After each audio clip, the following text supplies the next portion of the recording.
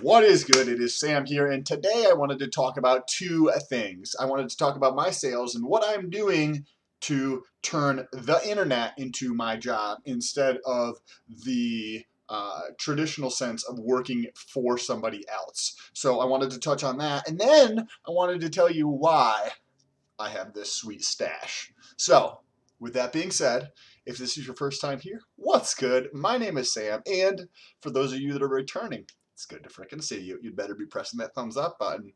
Okay, so first of all, here is my social. If you want to come over and say what's good on other platforms, sales in a business is top of the line, right? So if somebody calls it like they'll call it, the top line when you're talking finance, what like how is your top line growing or something, and that's the sales number. Now, I'm not selling a product. I'm not selling a service. I'm not doing any of that.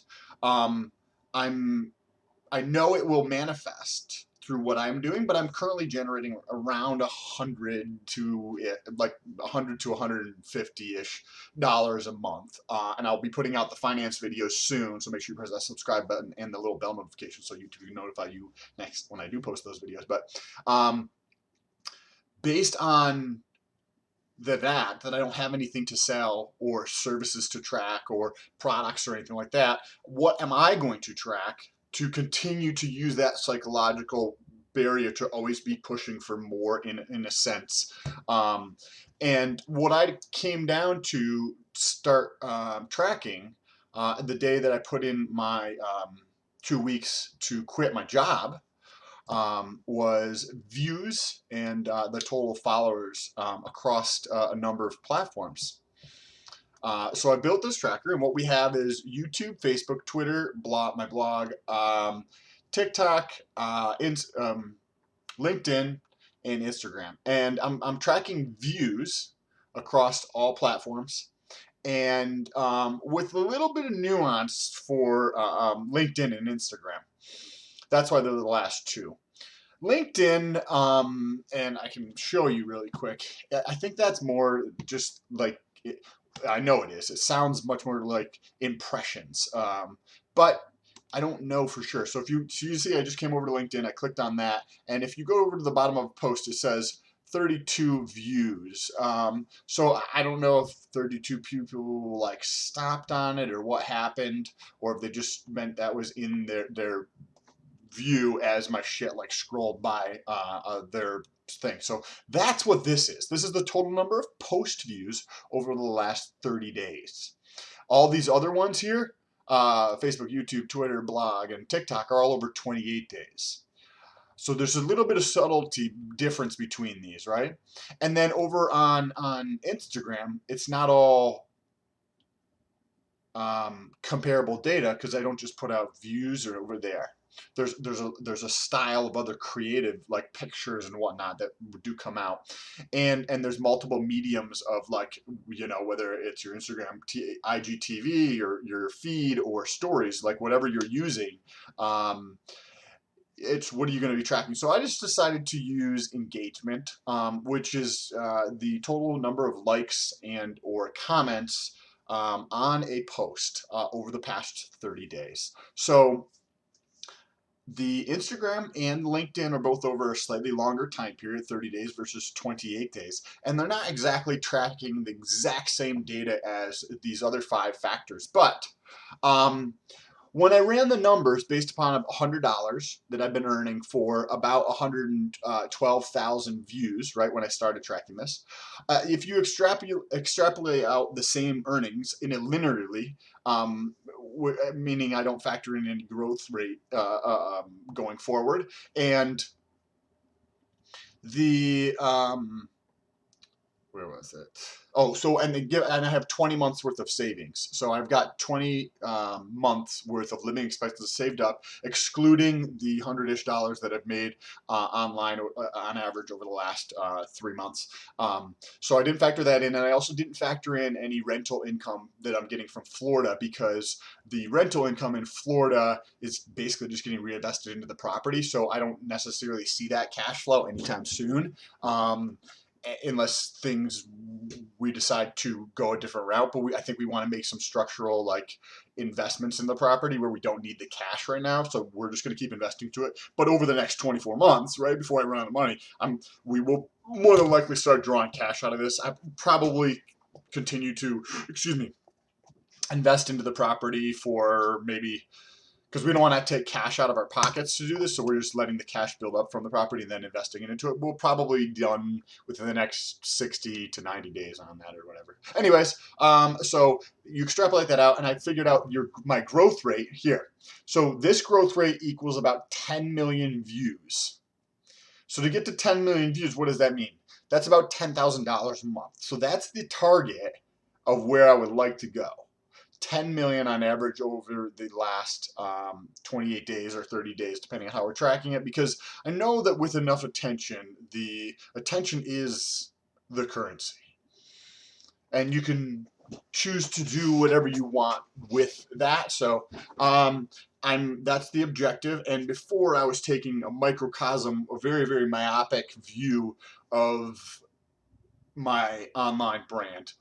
And now that I'm considering all the platforms and not just trying to create specifically valuable content on one platform, YouTube, I'm taking that and pushing it across all platforms. Not in terms of the content from YouTube and just putting it across, but having a thoughtful strategy that allows it to be native on each individual platform, because that's the only way it works. It has to be super thoughtful, at least for me, right? I have no idea. I'm sure there's plenty of other people who do it with fucking just ads or there's something else. So for me, this is working. I've tried other things and it hasn't, worked, but I haven't always gone right into it. So I'm working towards putting out more valuable content on every single platform. The other interesting thing that I noticed over this time period is how incredibly quick this is growing. So I think this is the 24th, which I believe is Monday or Sunday.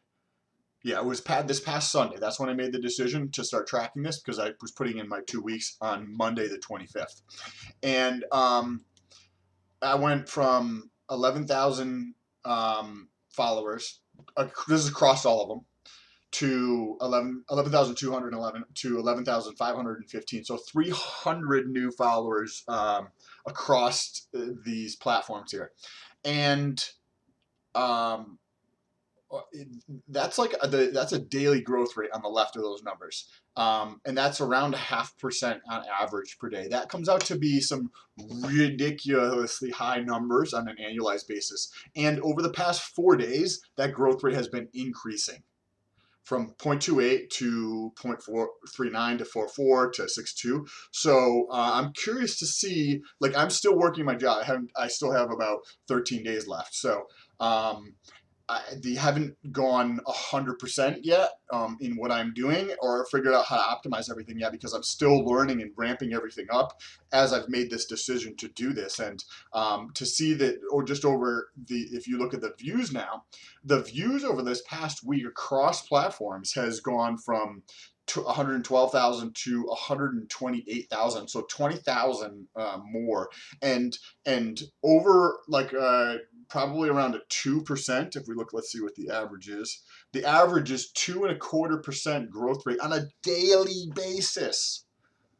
What is that like? So if you take 2.25 times 365, just as a simple, that's an 821% return over 1 year, and that's not factoring in compounding at all. That's just the simple. So like, if you factor it in compounding, it would be significantly higher than that on a daily compounding. Like the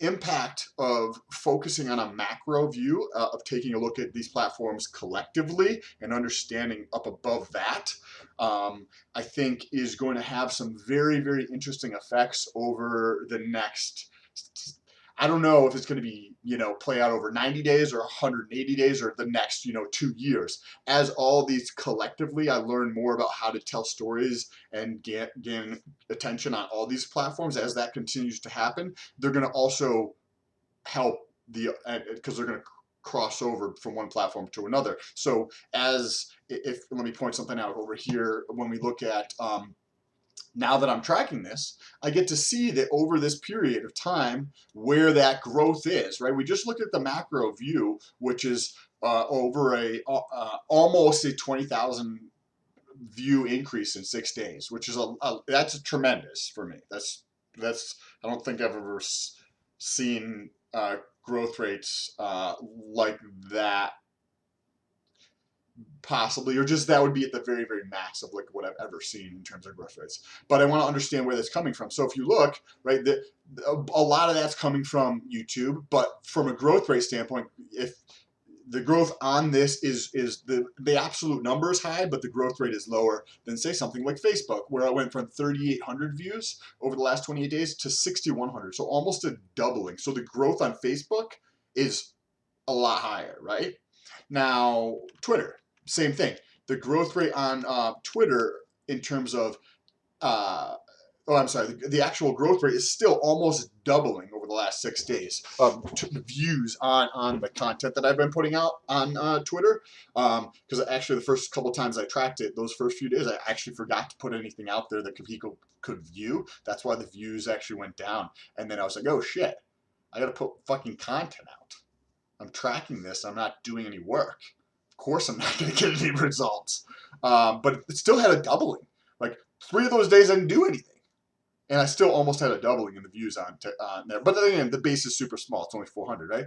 The blog I have a tremendous amount of opportunity with that, and I've got to build a website and figure out how to fucking do all that. But the blog is interesting because that's grown too, but the quality of what I'm putting out over there is so fucking subpar, and I'm going to be increasing that drastically. So I would expect the growth rate on the blog to increase in the medium term, something like after 90 to 180 days, start to see the growth rate in the blog traffic pick up. Plus, as the residual from these other things, it's going to also pick up. TikTok. So basically this is growing at a slower rate than some of the other ones, but still a very fast rate. Like if you look at this divided by this -1, and you look at the percent, it's still 14% growth rate over a 6-day period. On an annualized basis, that's pretty fucking ridiculous. We have another one here from TikTok, where I went from 31,000 views to 35,000, so also increasing over the past 6 days, which is awesome. It went up to 37 and then dropped down from 37 down to 35. So for the past 3 days, I've actually had declining views on TikTok. But sometimes what happens is you get a piece of content that spikes, right? So you have over a 28-day period, you have one day or maybe a couple days where the views are very, very high, and that because this isn't like a couple 100,000 yet, those days when they drop off has a substantial impact on the number. So there's part of that, and then I don't think the quality of the content that I'm putting out, I need to continue to work on the creativeness that I'm putting into TikTok to understand how that platform works better and how to grow on that platform. I've only been using it for about 45 days. Even though I've had an account for about a year, I didn't put out a ton of content. And I just was like 45 days ago that I'm going to start figuring it out. And since then, I've been able to get to those numbers, which are still like, that's the second biggest, right? TikTok is the second biggest audience that I have right now after YouTube. Another interesting one here, which is really, really crazy that this is the one that was like, oh, that one piece of like information that jumps out at you. And it was LinkedIn for me. So as I mentioned, this is kind of like impressions from my interpretation, but I'm calling it post views because that's what they're calling it. And I started out, so this is over the last 30 days, the total number of times that my posts have been seen, about 1,300. 6 days later, I've had almost a 3x increase in my views on LinkedIn. That has a residual effect across all platforms, most impactful being YouTube, because I can get into the YouTube analytics and actually check that I'm getting more traffic from LinkedIn, where the other ones, I don't have that ability to do it, but also the posts that I'm posting on LinkedIn tend to have a link back to YouTube, and I haven't used that ridiculous amount of growth to push anywhere else really. So I might start trying to do that, and try to cross some of these back and forth. But I haven't tried to test that out yet, because doing more of that will also increase the growth rate overall. So we'll have to see how that goes. But LinkedIn, I'm really starting to put some time and thought into considering how to and testing things out to see what's working, because the growth rate over there, I mean, 12, yes, I don't have, it's not like the biggest one in terms of the volume of views. However, like YouTube would be first, TikTok would be second, Facebook would be third. It would be fourth out of these 7 things in terms of impactfulness, but the growth rate is the highest out of the top 4 things here. So I'm putting a lot more time and effort into understanding LinkedIn, going through, commenting on things, liking people's posts, just trying to get a feel for how it works, understand what's happening over there. And that strategy is going to continue to evolve, and also putting out just native content where it's more just writing a thought and posting it, and not really promoting a link to YouTube, because I think that's actually going to be more effective by going back and forth, not always just throwing shit up there that has a link. I'm trying to provide value in the article, but then there's generally almost always a link there. So I think doing it a couple times without a link will actually provide even more effectiveness in these results, and increase the growth on that, because I'm not kind of trying to push people in one way or another. They just know when they see my link, oh, he's going to push me over here, after they see it for a time, which is okay. I think doing that is a good thing. I think it is effective. I think that people should do more of that, because I don't think people do enough of it. Well, for the most people, that is. Most people, I don't think, do enough of it. And let's go over to Instagram here. Instagram, I have, in terms of followers, I have the most amount of followers. Let me show you the impressions that I have over on Instagram, because I don't have a exactly comparable thing to take a look at. So I'm pulling up my Instagram analytics right now, and here we go. Impressions. So I guess I could track impressions, because this would probably be also a valuable statistic to put in here. And that is over the past week, it looks like. Yeah, this looks like over the past week, I've had 38,000 impressions. So that means people have seen my content, or it's gone in front of their feed. I think that includes probably IGTV, my IG posts or feed, and stories. I think that includes all of that stuff.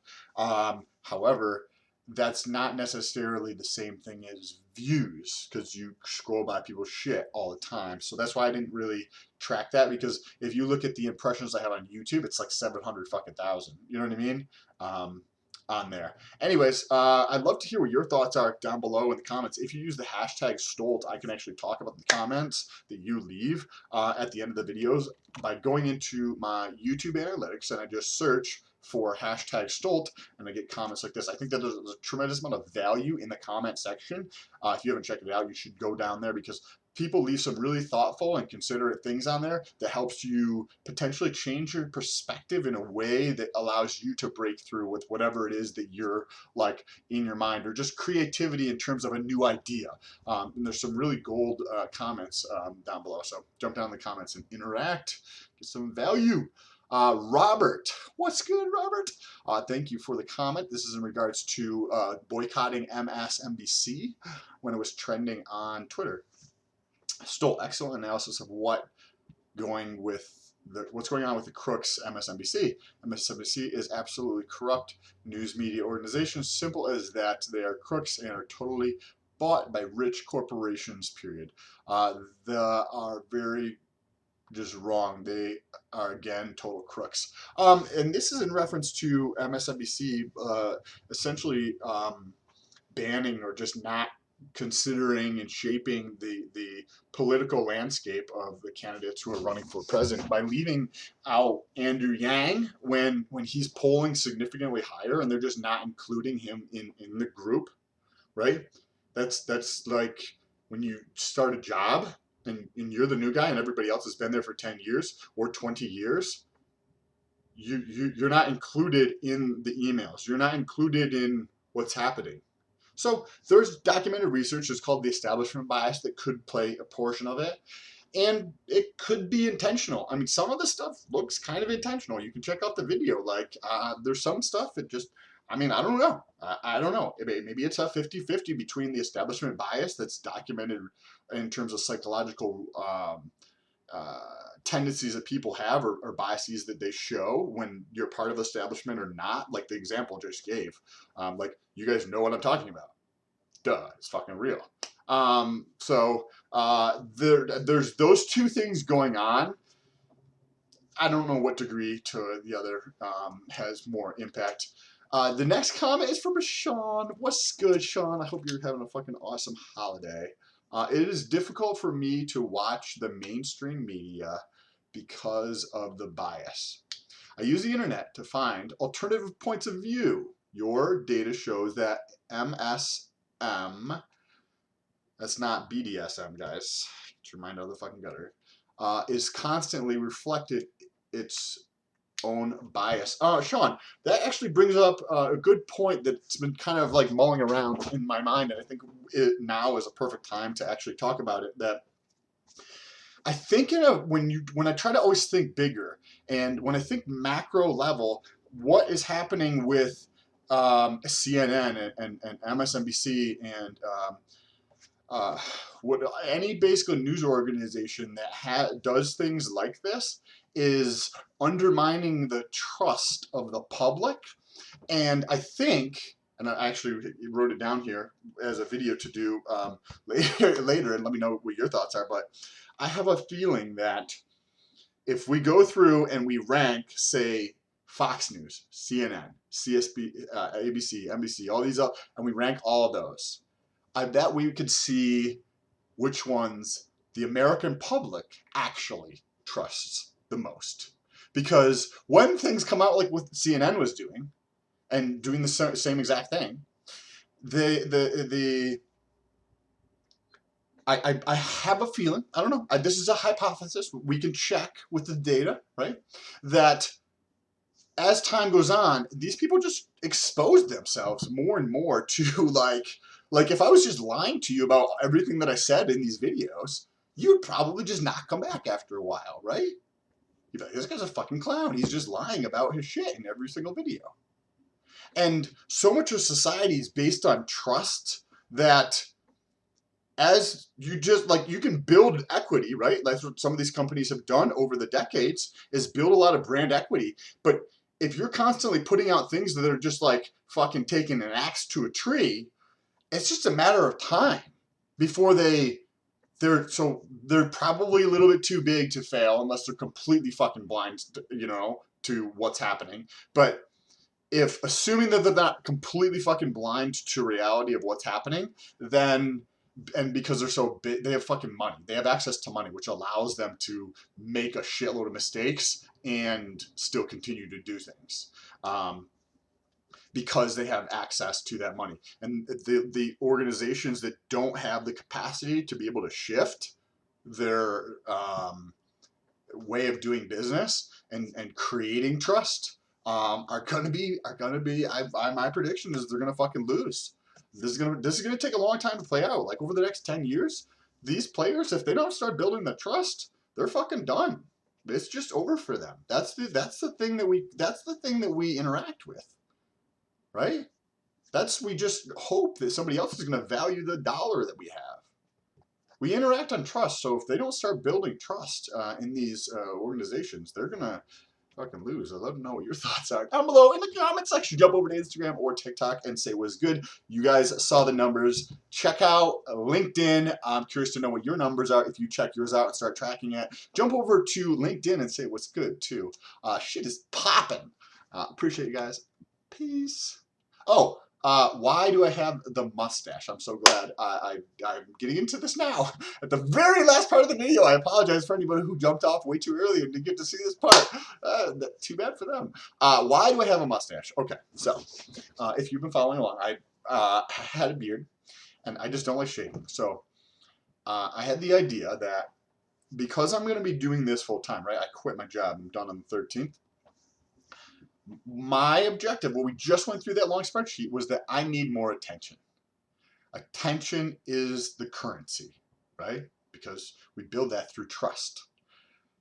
I need more attention. What is going to get more people to talk about me in terms of being aware up here?